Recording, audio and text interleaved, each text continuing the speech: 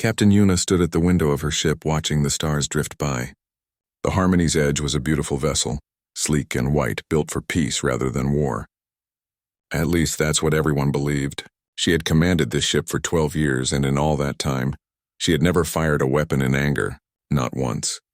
Behind her, the bridge crew worked quietly. Jisoo sat at the tactical station, her young face focused on the screens before her. The girl was good at her job, but Yuna could see the frustration in her eyes. They all felt it. Every human officer in the fleet felt it. The Kralix Empire was coming. Yuna had known this day would arrive eventually. For 47 years, humanity had played the role of the weak newcomer. They smiled, they negotiated, they backed down from every confrontation. The other species in the Galactic Council thought humans were soft. They thought Earth was afraid. They were right about the fear, but they were wrong about everything else. "Captain," Jisoo called out, "we're receiving a transmission from the council chambers. Ambassador Minho is addressing the assembly." "Put it on screen," Yuna said. The main display flickered to life. The Galactic Council chamber appeared, a massive circular room that could hold representatives from 3,000 species. In the center stood Ambassador Minho, a small human figure surrounded by aliens of every shape and size imaginable. Across from him stood the Kralix commander, a massive creature covered in thick armor plating. The Kralix were warriors, pure and simple. They had conquered 2,000 star systems through brutal military campaigns. Their empire stretched across a quarter of the known galaxy, and now they wanted Earth's territories.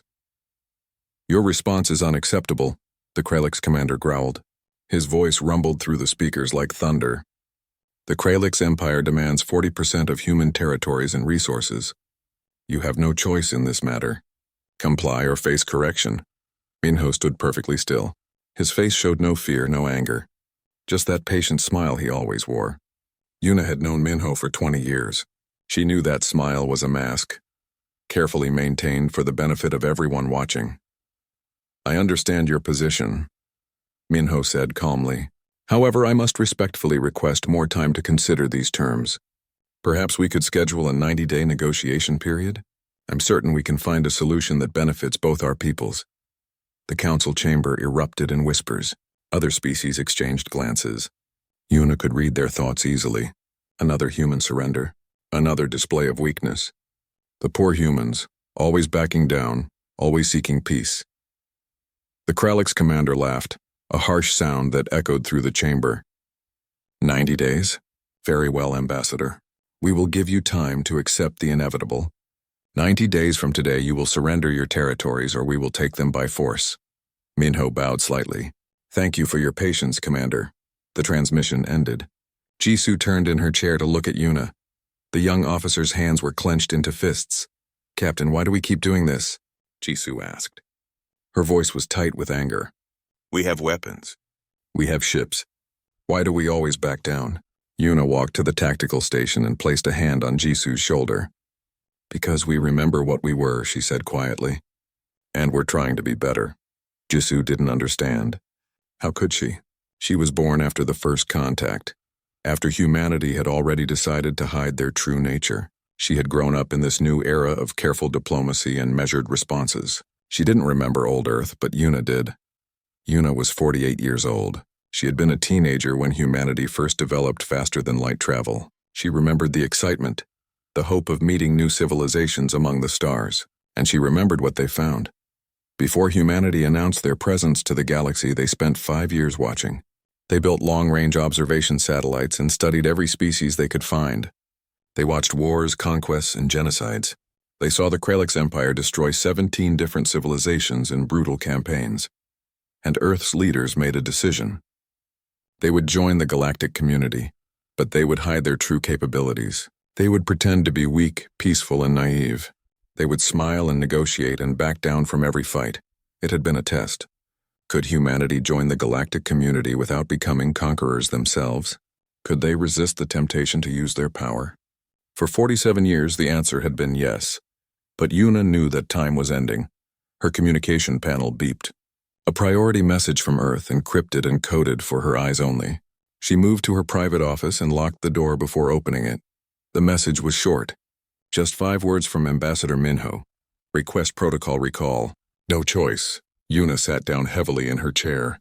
She had hoped this day would never come. For 47 years, humanity had walked a careful path. They had learned about every species, studied every culture, analyzed every military tactic. They had prepared for war while desperately hoping to avoid it. Protocol recall meant the end of that hope. She opened a secure channel to Earth Command. Admiral Hyun's face appeared on her screen. He looked tired, older than his 60 years. "You saw the message," Hyun said. "It wasn't a question, yes, sir. The Kraliks left us no choice. They never do. Warriors like them respect only strength. We tried the peaceful approach. We really tried." Hyun rubbed his face with both hands. "The recall order goes out tonight. Every ship, every station, every installation. It's time to show the galaxy what we really are." Yuna felt a chill run down her spine. "How many ships, sir?" "All of them. 3,000 warships that have been hiding as mining operations and research stations. Every civilian vessel will transform to combat configuration. The asteroid belt installations will come online. The moon bases will reveal their true purpose." Hyun looked directly into the camera. "We've been holding back for 47 years, Captain. That ends in 90 days. What about the other species? The ones who aren't hostile? We'll protect them. That's always been the plan. We're not becoming conquerors, Yuna. We're just done pretending to be victims." Hyun paused. "General Doyen wants all senior officers back on Earth for briefing. You have 48 hours," the channel closed. Yuna sat in silence for a long moment. Outside her office, her crew continued their work, unaware that everything was about to change. She thought about Jisu's question. Why do we keep backing down? The answer was simple but hard to explain. Humanity had almost destroyed itself 3 times before reaching the stars. Nuclear wars, climate disasters, and artificial intelligence gone wrong. They had learned the hard way that power without restraint led only to extinction. So when they found the galaxy full of aggressive species, they made a choice. They would be different. They would choose patience over power, diplomacy over domination. But patience had limits, and the Kraliks had just found that limit. Yuna stood and returned to the bridge. Jisu looked up as she entered. "Set course for Earth," Yuna commanded. "Maximum speed, sir." "But our patrol isn't finished for another 3 weeks." "New orders," Yuna said. She looked at each member of her crew in turn. They had served with her for years, trusted her completely. Soon they would learn the truth. Soon everyone would. As the Harmony's edge turned toward home, Yuna allowed herself a small, sad smile. For 47 years they had been polite. They had been patient. They had been careful. That courtesy was about to expire. Taeyang had been a fighter pilot for 8 years, and he thought he knew everything about Earth's military. He was wrong. The message came at midnight. "Report to Facility 17 in the Pacific Ocean." He had never heard of Facility 17. When he checked the military database, the location appeared as a simple research station studying ocean currents. But research stations didn't send encrypted priority orders to fighter pilots. The transport took him down, deep below the ocean surface, down past where sunlight could reach, down into darkness and pressure that would crush an unprotected human instantly. Finally, the transport docked with something massive. The doors opened, and Taeyang stepped into the largest military facility he had ever seen. Thousands of people worked at stations that stretched as far as he could see. Massive screens covered the walls, showing star maps and fleet positions. And everywhere he looked, he saw weapons, not the small defensive guns that every human ship carried. Real weapons. Weapons designed to destroy. Impressive, isn't it? A woman's voice spoke behind him. Taeyang turned to see Dr. Nari, her white coat bearing the symbol of Earth's Science Division. She was famous in certain circles, known for her work on energy systems and propulsion. "What is this place?" Taeyang asked. "This is where we've been preparing," Nari said. "For 47 years. Come with me. You're about to learn the truth about humanity's place in the galaxy." She led him through corridors filled with activity. Officers rushed past carrying data tablets. Scientists argued over calculations. Engineers worked on machines that Taeyang couldn't identify. They entered a large briefing room. Hundreds of pilots sat in rows, all of them looking as confused as Taeyang felt. At the front of the room stood General Doyen, the supreme commander of Earth's military forces. Taeyang had only seen him in official broadcasts. In person, the man seemed older but harder, like steel that had been tested and proven. "Welcome," General Doyen said. His voice carried easily through the room despite the crowd. "You're all here because you're the best pilots humanity has. And you're about to learn why we've been holding you back." The lights dimmed. A hologram appeared above the general's head, showing Earth as it looked 90 years ago. Cities covered the planet. Lights sparkled across the continents. "This was us before first contact," Doyen continued. "We were united, more or less. We had survived 3 near-extinction events: nuclear weapons, climate change, and an artificial intelligence that almost went rogue. We learned hard lessons about the dangers of unchecked power." The hologram shifted, showing a spaceship leaving Earth's solar system. "When we developed faster-than-light travel, we were excited. We thought we'd find friends among the stars. Allies, partners." Doyen's voice hardened. "Instead, we found predators. New images appeared. Alien species destroying each other. Planets burning. The Kralix Empire conquering world after world. We watched for 5 years before announcing our presence," Doyen said. "We studied every species we could find. We learned their languages, their tactics, their weaknesses, and we made a decision." The hologram showed Earth's first diplomatic vessel approaching the Galactic Council. "We decided to hide, not out of fear, but out of wisdom. We pretended to be weak, peaceful, and naive. We let other species think we were easy prey, and while they believed that lie, we prepared." The hologram changed again, showing a human ship. It looked like a civilian transport, simple and harmless. "Every ship we've built for the past 47 years has been operating at 30% capacity," Doyen said. "The weapons you've been training with are toys compared to what we actually have. The tactics you've learned are the basics. We've been holding back, limiting ourselves because we hoped we'd never need our full strength." Taeyang felt his heart racing. 30%? He had thought human ships were among the best in the galaxy, and they were only using 30%. "The Kralix Empire has given us 90 days to surrender," Doyen continued. "We will use those 90 days to prepare, and then we will show the galaxy what humanity really is." The general pressed a button. The hologram showed a different kind of ship. This one was sleek, deadly, covered in weapons that Taeyang recognized and many he didn't. "This is the real human warship," Doyen said. 3,000 of them have been hidden throughout our territories, disguised as mining operations and research stations. Each one carries enough firepower to destroy a Kralix battle group, and we have 3,000 of them." The room erupted in whispers. Taeyang couldn't believe what he was hearing. 3,000 warships hidden for 47 years? "Your fighters are about to undergo transformation," Doyen said. "The civilian training craft you've been flying will reveal their true nature. Weapon systems will come online. Speed limiters will be removed. You will learn what human fighter craft can really do." After the briefing, Taeyang was led to a hangar. His fighter sat there, the same ship he had flown for 3 years. A technician approached him with a data tablet. "Biometric scan," the technician said. Taeyang pressed his hand against the screen. His fighter began to change. Panels slid aside, revealing missile ports. The hull shifted, armor plating extending from hidden compartments.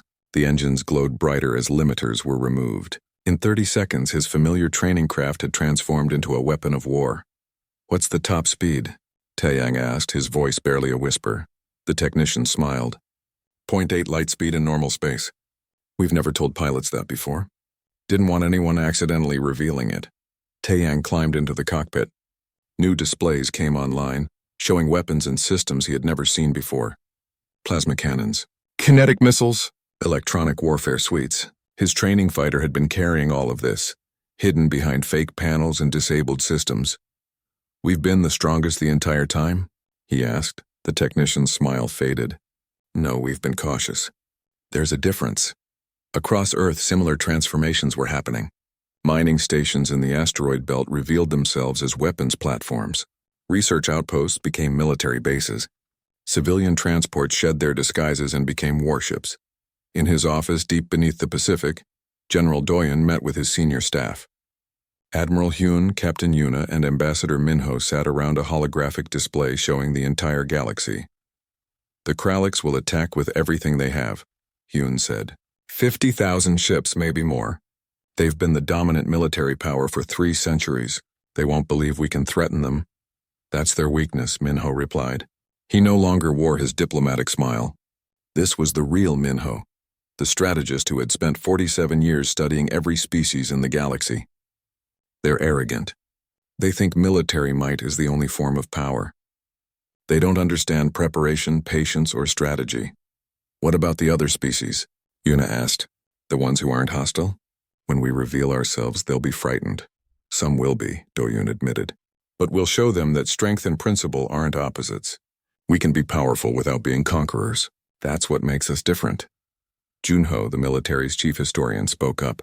We need to remember why we did this. Not just to survive, but to prove that a species can grow beyond its violent nature. Earth's history is full of wars and atrocities. We've done terrible things to each other, but we learned. We changed. That's what we're really showing the galaxy. Do-Yun nodded. 45 days until the Kralix deadline. We use that time to position our forces and prepare our people. When the attack comes, we end it quickly. Overwhelming force, surgical precision. We show them that we're not prey. And then? Yuna asked. Then we try again, Minho said. We show the galaxy that we still want peace. But this time they'll know we choose peace from a position of strength, not weakness. The meeting ended. As they filed out, Junho stopped Do-Yun. General, do you think this will work? Can we really be both powerful and peaceful? Do-Yun looked at the holographic display, showing Earth's hidden fleet spreading across the galaxy. We have to try, he said. Because if we can't, then all those years of restraint meant nothing. We'll have become just another empire, just another conqueror. And humanity deserves better than that. 45 days. The galaxy didn't know it yet, but everything was about to change. Humanity's patience was ending. Their courtesy was expiring. And the Kralix Empire was about to learn a hard truth. Being polite is a choice. And humanity was done making that choice. Day 45 arrived with fire and death. The Kralix Empire didn't wait for the deadline. They never intended to. At dawn, their battle fleet struck 3 human colonies simultaneously. 2,000 warships appeared in human space, expecting easy victories against weak defensive forces. They were wrong. Jisoo sat at her tactical station aboard the Harmony's Edge, but the ship was no longer the peaceful diplomatic vessel she had known. Over the past 45 days, the transformation had been complete. White panels had been replaced with dark armor. Hidden weapons had emerged from concealed bays. The engines now burned with power that would have been impossible to hide. Kralix fleet entering firing range, she reported. Her voice was steady despite her pounding heart. Captain Yuna stood at the center of the bridge. She had changed too. No more diplomatic uniform. Now she wore the combat gear of a senior military officer, decorated with medals that Jisoo had never seen before. Medals from wars that the public didn't know humanity had fought. All ships, this is Captain Yuna, she said into the fleet communication channel. Execute pattern Omega-7. Show them what we really are. The Kralix expected a desperate defense, scattered ships trying to protect civilians, easy targets for their superior numbers. Instead, they found the Indomitable. The human warship was massive, 3 times the size of a Kralix battleship. It appeared from behind a moon, its weapons already charging. 30 more human warships materialized around it, their formations perfect and precise.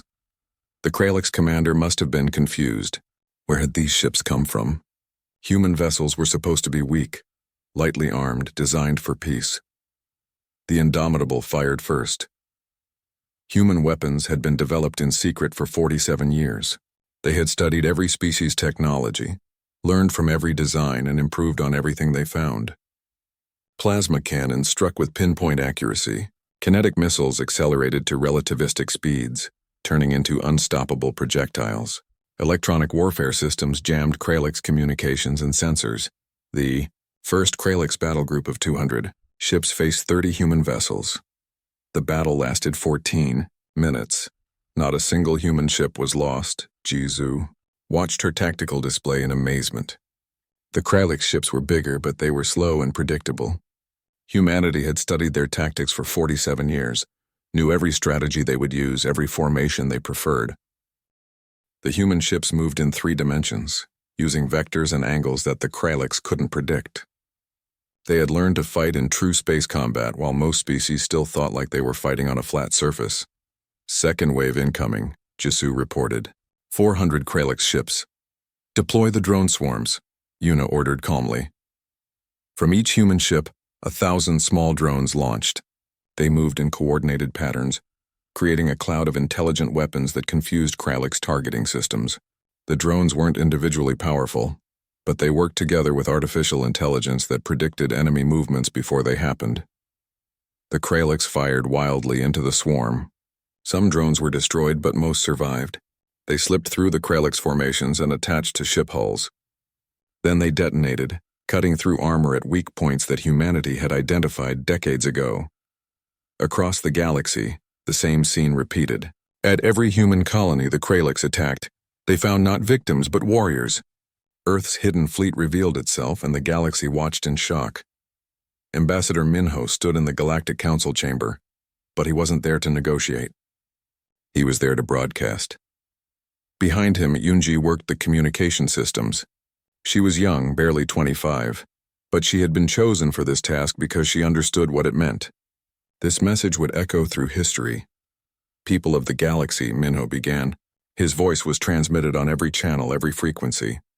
Every species with the technology to receive it would hear these words. For 47 years, humanity has walked among you as students. We learned your languages. We studied your cultures. We observed your histories. We did this because we hoped to join you as partners, not as conquerors. On the screens behind him, footage played from the battles. Human ships defeating Kralix forces with overwhelming superiority. We limited ourselves, Minho continued. Every ship you saw was operating at a fraction of its true capability. Every weapon you knew about was the weakest we possessed. We did this not because we were afraid, but because we remembered what unchecked aggression brings. We have lived it. We have survived it. We have grown beyond it. His voice hardened. But you mistook our restraint for weakness. You mistook our courtesy for inability. The Kralix Empire demanded our surrender, threatened our people, attacked our homes. They left us no choice but to respond. The footage changed, showing the Indomitable destroying an entire Kralix carrier group in minutes. Let this be clear to everyone watching. Humanity does not seek war. We do not desire conquest. We want only to live in peace with all species. But we will no longer tolerate aggression. We will no longer pretend to be weak. We were being polite. That courtesy has expired. In the council chamber, species representatives sat in stunned silence. Some looked frightened. Others looked relieved. Many species had suffered under Kralix aggression for centuries. The Kralix ambassador stood, his armor rattling with rage. You dare threaten the Kralix Empire? We will crush you. 50,000 warships will descend on your homeworld. Your entire species will be erased. Minho looked at him calmly. Then come. But remember, you chose this. We gave you every chance to find peace. Sunwoo commanded the First Strike Fleet, a group of specialized human warships designed for deep space operations. While the Kralix focused on the colony battles, Sunwoo's fleet struck behind their lines. Supply depots exploded. Communication relays went dark. Reinforcement routes were cut off. The Kralix had superior numbers, but their logistics were being systematically destroyed by human forces they never saw coming. Target the fuel stations, Sunwoo ordered. They can't fight if they can't move. His ships used stealth technology that made them nearly invisible. They appeared, struck, and vanished before the enemy could respond. It was warfare on a level the Kralix had never experienced. Back at Earth Command, General Doyen watched the battle reports with satisfaction. Everything was proceeding according to plan. Casualty report? He asked. 43 wounded, 0 fatalities, Admiral Hyun replied. The Kralix have lost over 800 ships. Keep the pressure on, but minimize their casualties when possible, Doyen ordered. We're not trying to exterminate them. We're teaching them a lesson. They won't learn easily, Hyun said. Warriors like the Kralix respect only strength. Then we'll show them strength. But we'll also show them mercy. That's what makes us different. The battles continued for 3 days. Everywhere the Kralix attacked, they were defeated. Their tactics, developed over centuries of conquest, were useless against an enemy that had studied them for decades. On the 3rd day, the Kralix Empire issued a total war declaration. Every available ship would converge on Earth itself. 50,000 warships, the largest military force ever assembled in galactic history. When Minho heard the news, he didn't look surprised. They're going to attack Earth? Jisoo asked. She was frightened now. 50,000 ships against Earth's defenses seemed impossible, even with humanity's revealed strength. Yes, Yuna said calmly, and that's exactly what we want them to do. Captain? We can't win this war by chasing them across the galaxy, Yuna explained. We need to end it decisively all at once. And to do that, we need them to come to us. But 50,000 ships, Yuna smiled. It wasn't a pleasant smile. It was the smile of someone who knew a secret. Jisoo, what do you know about the Gibraltar Protocol? Nothing, Captain. I've never heard of it. You're about to. Set course for Earth, maximum speed. We need to be there for the finale. Across human space, ships began to converge on the solar system. Not just the military fleet, but every vessel humanity possessed. They came from hidden bases and disguised stations. They came from deep space and asteroid belts. They came because Earth was calling, and every human answered. The Kraliks were bringing 50,000 ships to Earth. They thought they were bringing overwhelming force. They didn't know they were walking into a trap that humanity had been preparing for 47 years. In his office, General Doyen looked at the tactical display showing the Kraliks fleet approaching. Behind him, Dr. Nari worked on final calculations. Is everything ready? Doyen asked. Yes, General. The Gibraltar Protocol is standing by. All systems are online. We're ready. Doyen nodded slowly. He thought about all the years of preparation, all the secrets kept, all the restraint shown. It had led to this moment, then let them come, he said quietly. Let them come to Earth, and we'll show them why humanity doesn't need to conquer to be strong. The Kraliks fleet arrived at Earth like a storm of metal and fury. 50,000 warships appeared at the edge of the solar system, filling space with their numbers. It was the largest military force ever assembled, the combined might of an empire that had conquered 2,000 worlds. They expected Earth to evacuate. They expected desperate defenses and final prayers. They expected humanity to beg. Instead, they found a fortress. Taeyang sat in his fighter cockpit, positioned in the asteroid belt between Mars and Jupiter. Around him, 10,000 other human fighters waited in silence.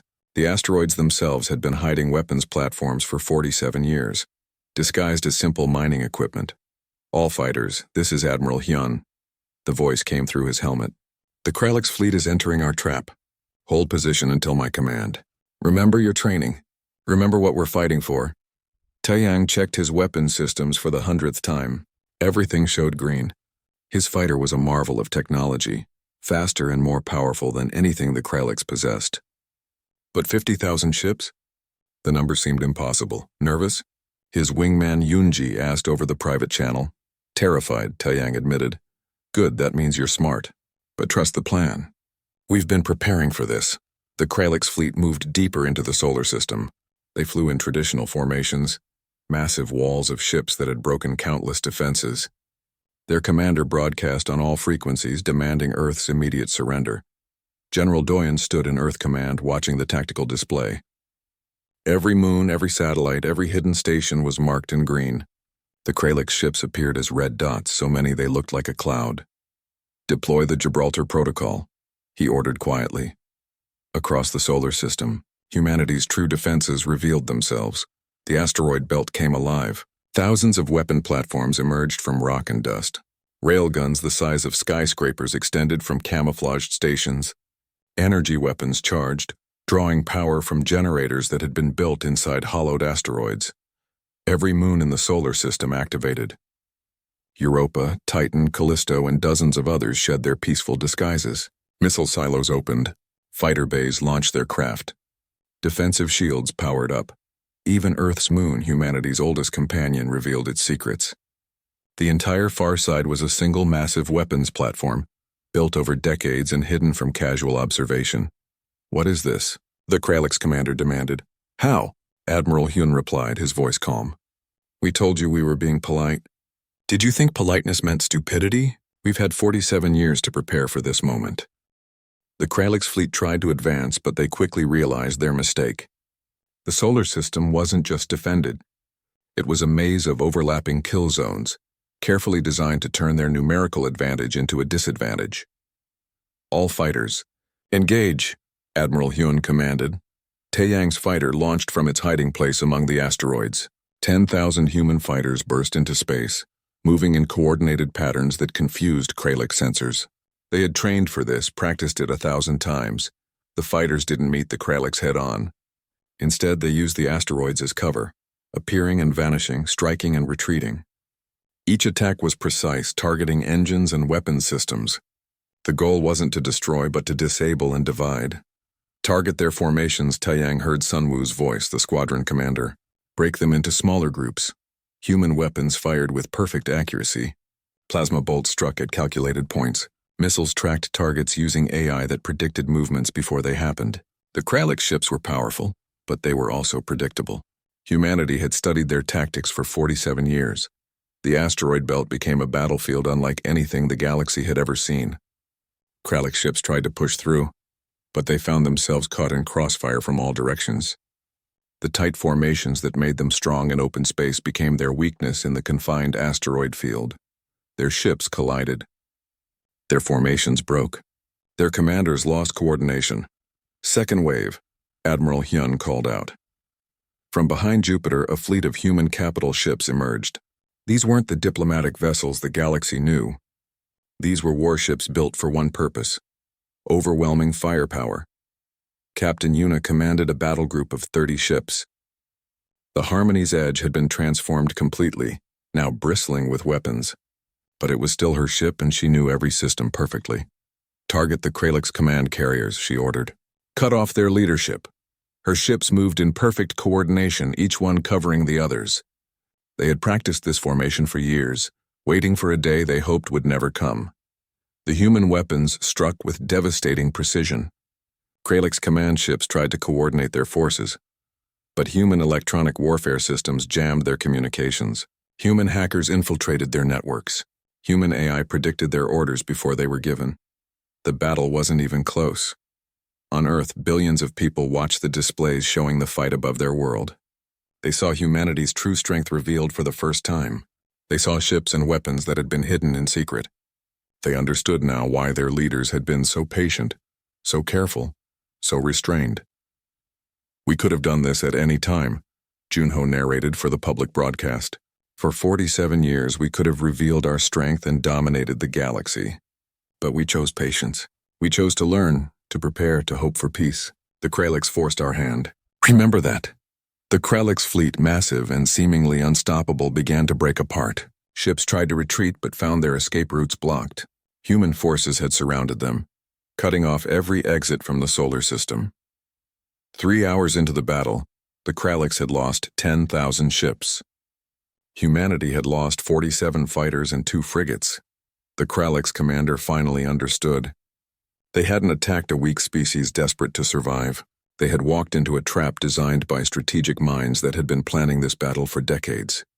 All ships, fall back to the flagship, the Kralix commander ordered.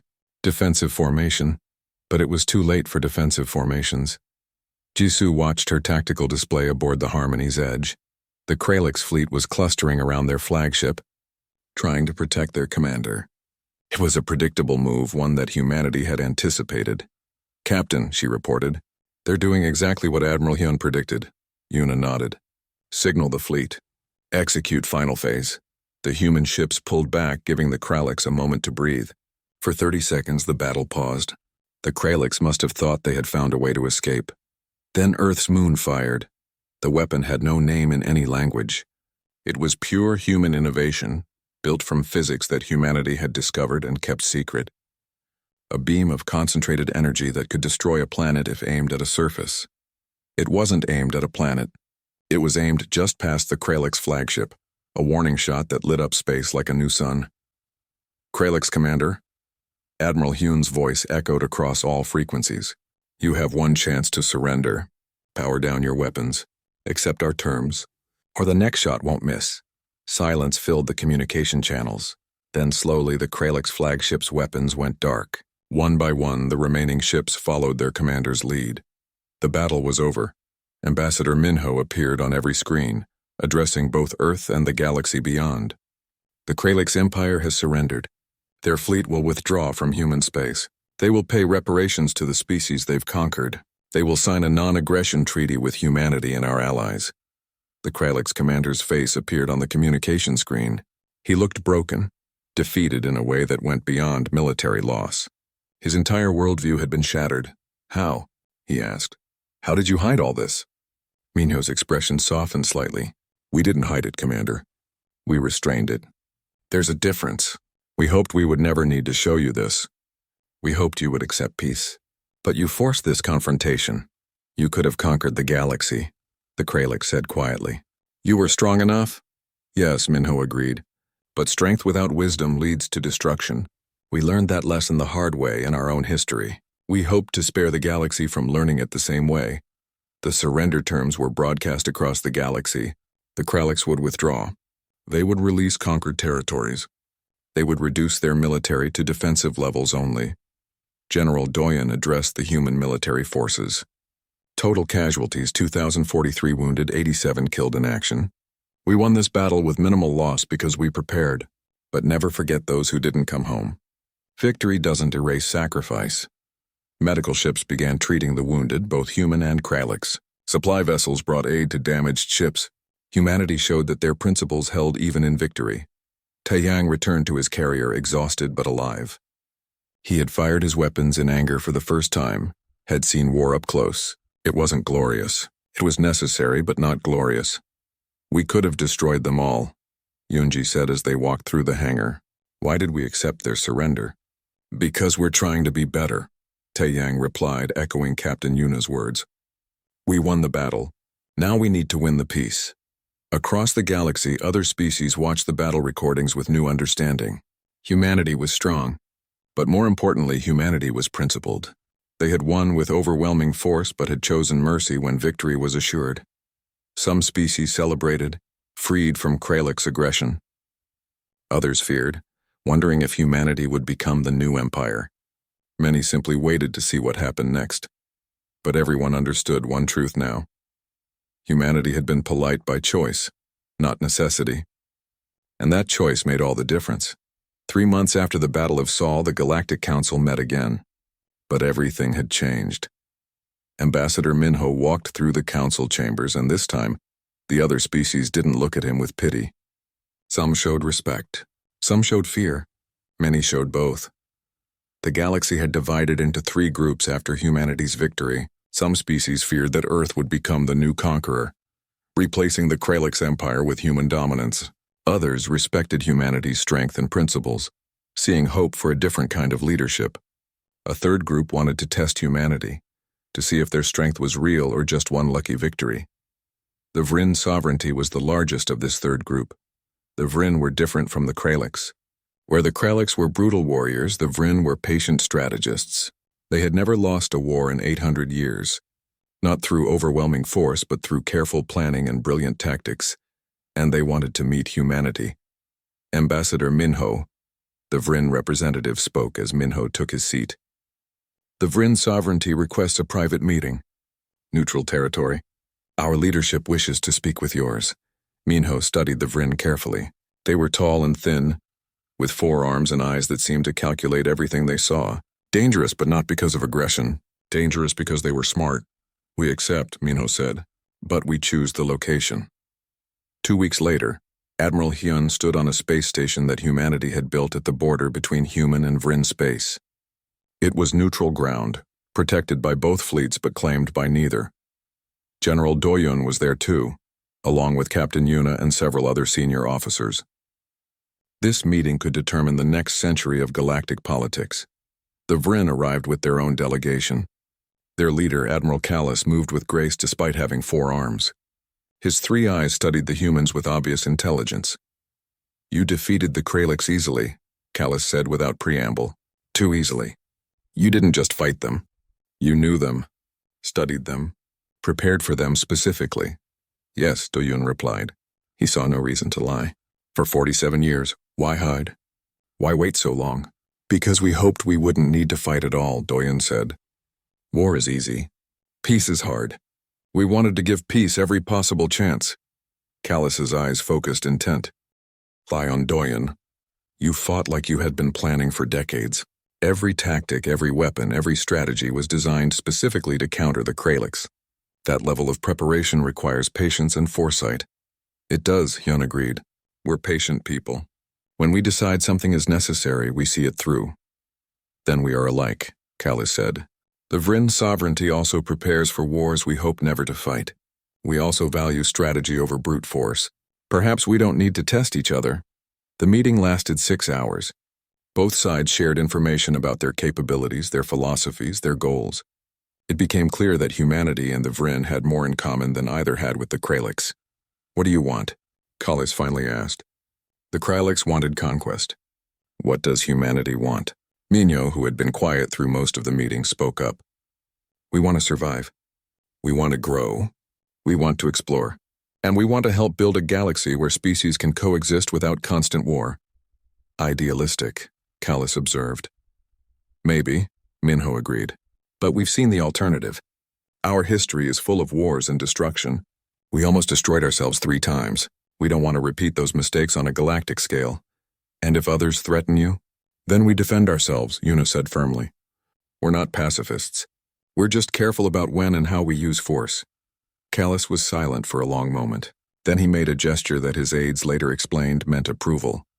"The Vryn sovereignty proposes an alliance," he said, "not one based on dominance, but on mutual benefit. We will share technology, coordinate defenses, and work together on exploration. But we also propose expanding this alliance to include other species." "A coalition?" Tian asked. "More than that, a true defense alliance, strong enough to prevent aggression, principled enough to avoid becoming oppressors ourselves." Over the next month, the treaty was drafted. The Galactic Defense Coalition formed with 40 founding members. Humanity and the Vryn led the organization, but every member had equal voting rights. The Kraliks Empire, humbled by their defeat, requested membership. The debate was intense. Many species wanted to exclude them, to punish them for centuries of aggression, but humanity argued for their inclusion. Captain Yuna had been working in former Kraliks territories, helping to rebuild and reorganize. She had seen something surprising. The Kraliks were changing. "They're warriors," she reported to the council. "That won't change. But warriors can fight for protection instead of conquest. They can use their strength to defend instead of attack. Give them a chance to prove they can change." The vote was close. But the Kraliks were accepted into the coalition as probationary members. Jisoo, now commanding her own ship, was assigned to a joint fleet with Kraliks officers. The first few weeks were tense. The Kraliks warriors didn't know how to interact with species they hadn't conquered. But slowly they learned. One day, a Kraliks officer named Reth approached Jisoo on the bridge. "Captain," he said awkwardly, "I wish to apologize. We believed strength meant domination. We were wrong." "You were taught that," Jisoo replied. "Now you're learning something different. That takes courage, too." Reth looked surprised. "You think we are brave? We who were defeated?" "Changing is harder than fighting," Jisoo said. "Yes, that's brave." On Earth, General Doyen prepared to retire. He had served for 50 years, most of them in secret. Now, with peace established, it was time for new leadership. He stood before a class of young officers, teaching them about the past 47 years. "We hid our strength not because we were weak, but because we were wise," he told them. "We knew that showing power too early would make us targets or turn us into conquerors. So we waited, prepared, and hoped." A young officer raised her hand. "General, was it worth it? 47 years of hiding?" Doyen thought carefully before answering. "We avoided a war that could have destroyed us. We studied our enemies and turned them into allies. We proved that strength and principle can coexist. Yes, it was worth it." Admiral Hyun became the coalition's supreme commander, working with Admiral Kallis to coordinate defenses across the galaxy. Their partnership showed what was possible when different species truly worked together. Taeyang headed the new fighter academy, training pilots from 20 different species. He taught them human tactics but also learned from their perspectives. Every species had something to offer. Dr. Nari led scientific cooperation programs, sharing technology that humanity had kept secret. But she was careful, releasing information gradually to prevent any species from gaining too much advantage. Junho wrote the official history of the war, ensuring that future generations would understand both humanity's restraint and their strength. The book became required reading across the coalition. Ambassador Minho remained Earth's representative, but now he spoke to a galaxy that actually listened. His patient smile was real now, not a mask. The Galactic Council reconvened 6 months after the Battle of Sol. Representatives from hundreds of species filled the chamber. Minho stood to address them. 6 months ago, we showed you our strength because you left us no choice. But strength was never our goal. We spent 47 years being polite, not because we were weak, but because we remembered our own history. We knew what happens when power is used without restraint. He paused, looking around the chamber.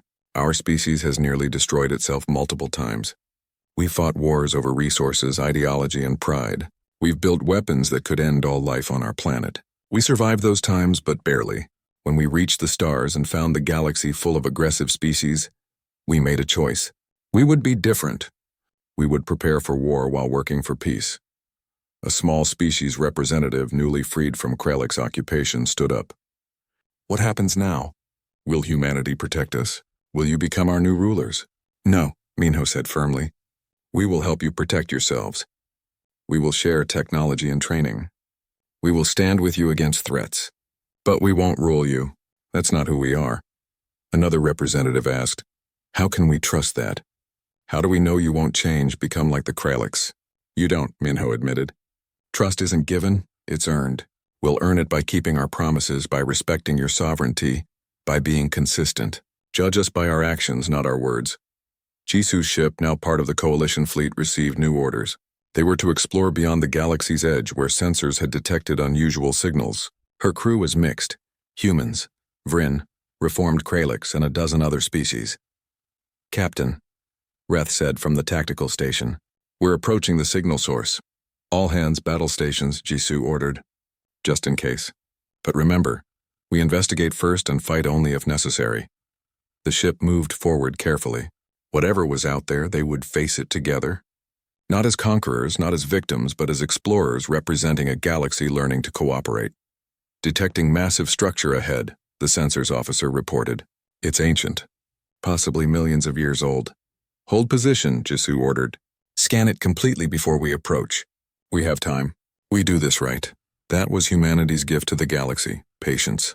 The willingness to prepare, to study, to wait for the right moment, but also the strength to act when necessary. Back on Earth, General Doyen watched a news report about the Coalition's first joint exercises. Ships from 30 species moved in coordinated formations, protecting each other, working together.